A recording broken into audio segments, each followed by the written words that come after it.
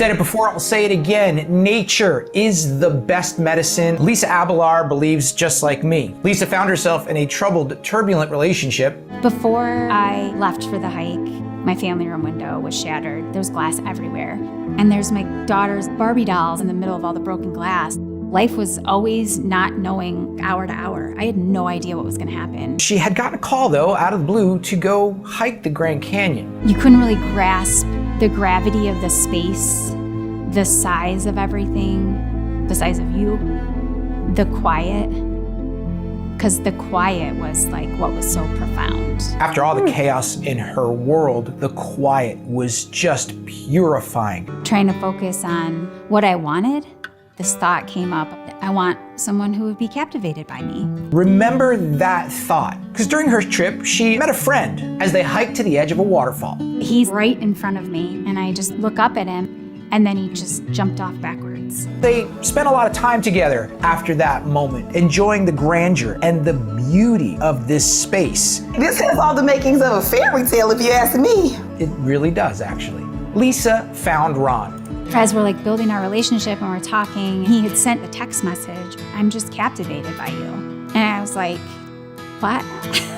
Because that's not anything I've said out loud, except to myself and to the Grand Canyon. A life-changing trip at the bottom of the Grand Canyon. I'm very happy to say that Emmy-winning director and cinematographer, and of course, Right This Minute alumni Jack Chapman is here to tell us a little bit more about this film. Jack, how did that feel when that story started to emerge? It was a really special video. This is like one of my favorite projects I've ever done. Lisa was just a very honest and real person. She was just so open about what she's been through, to then tell that story of her finding someone that truly cares about her. And I witnessed it as well. Like, Ron really is truly in love with her. But I will say this, actually, about Ron. He didn't really realize I was going to ask any questions. We heard everything Lisa had to say, but I wanted to kind of ask Ron. I felt like I was a producer off The Bachelor, basically.